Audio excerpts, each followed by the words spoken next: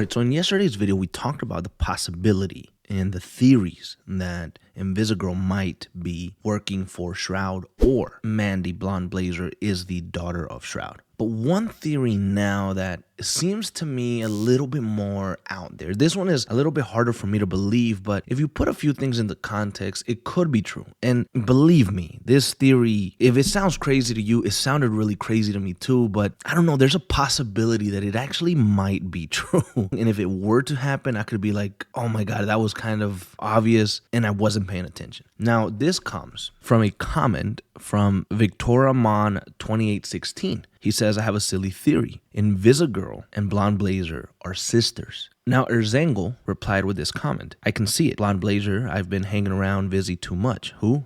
Someone I work with. That hesitation is storytelling shorthand for a deeper relationship that she doesn't want to go into. Then Blazer saying she sees potential in Vizzy and wouldn't have let Robert cut Vizzy even if she was at the bottom of the leaderboard. Also, how much Vizzy can get away with in front of Blazer. Blazer's disappointment when Vizzy was in the conference room when Robert was changing out of his Mecha Man suit, and the way she told Vizzy off felt more like a sisterly bond than a boss disciplining an employee. And this comment, like when I first saw the theory of them being sisters, I was like, man, y'all crazy. Like, you know what I mean? Like that's, I get it. These are theories, but that's crazy. And then I read that comment and I said, nah. And then I said, maybe you guys are onto something, man. And so I went back, found the footage of what this comment stated. And if I look at it, it actually could be plausible. And if you take a look at this scene here. I'm a little buzzed. I don't really make jokes like that. I think Vizzy's rubbing off on me. Who? Someone I work with. It's... yeah. She says, maybe Vizzy's rubbing off on me. That's the exact words that she uses. And I think calling her Vizzy is a way of showing that they are connected a little bit more. They have a deeper bond potentially. And I thought that was a little weird because if you look at Blonde Blazer, she's the team leader at SDN. She runs the whole thing. She's the mega boss. And her relationships with her employees seem to be very professional. The way she speaks to most of her employees is a very professional and direct way. She's not like an asshole, but she is very strict. I mean, you've seen how she spoke to Flambe. You've seen how she speaks to other characters. When they see her, they kind of like tense up because she's a strict boss. It is a little bit different with Invisigal. I mean, you see that she treats her with a little bit more of a looser feel. And if you do look at the conference room discussion or the conference room altercation where Invisigal was kind of spying on Blonde Blazer and Mecha Man, the way that she speaks to them, and I just thought that it was because Invisigal is like this and this is her personality, but the way that she speaks to Blonde Blazer, she says, did you guys kiss or yada yada? And then she says, oh, she cussed, she must like you or something like that. Like, I mean, look, you could see the scene here. We kissed, but it was very innocent. Like cheek innocent or tip of your dick innocent? Okay, stop. First of all, we did not kiss. You kissed me. Second of all, it's none of your freaking business. Whoa, she cussed. Must have been a good one.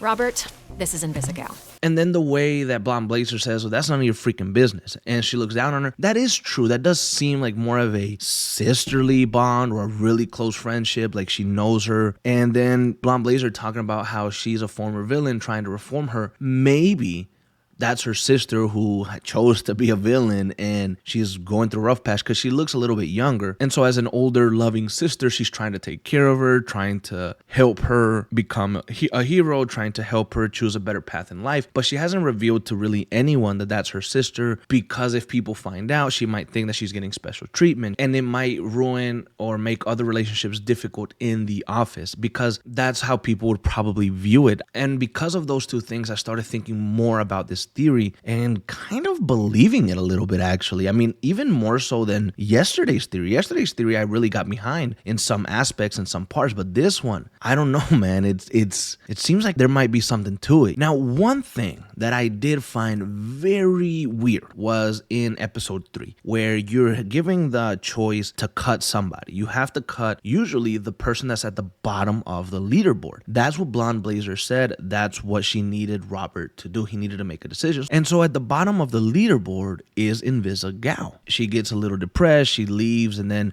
Robert ends up helping her take down a really big bad guy who's been terrorizing her basically for the last few days. And when she does that, she moves up on the leaderboard, but the leaderboard takes a little bit to adjust. So when Robert goes to talk to Blonde Blazer, he thinks that he's got to let go of Invisigal, but it's actually Sonar and Coop that are at the bottom, and so he has to choose between them. But Blonde Blazer said something super interesting that caught me off guard, and I was like, I wonder why not. But I didn't pay too much attention. I just kept moving. This is what she said. Look, I know I'm not supposed to play favorites here, but even if she was on the bottom, I'm not sure I'd have let you cut her.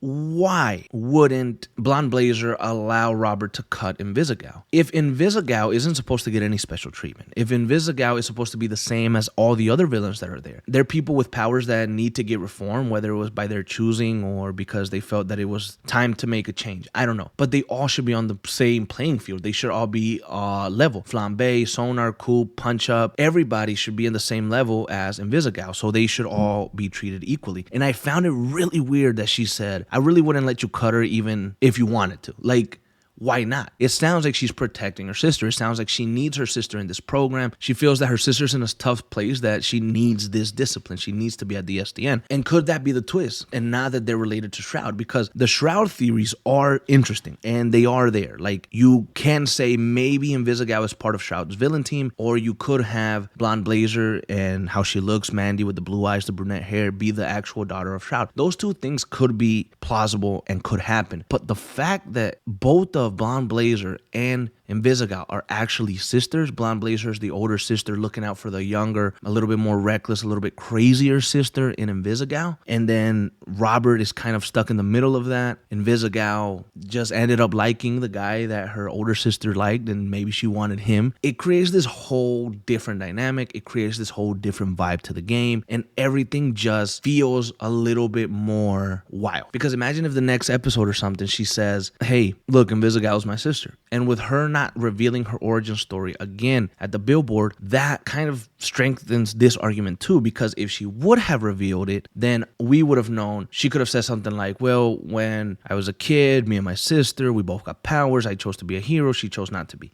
I don't know, dude. This theory is definitely really far-fetched, and you got to use your imagination a little bit. And until we get the next episodes, we won't know if this is true or not. But this is very interesting, to say the least. It's interesting enough that I thought I should bring it to you guys, get your opinions on it. And I really kind of wanted to cover it myself, because there's a lot of nuances to the scenes, a lot of nuances to these characters that if you're not really paying attention, you might miss a lot of it.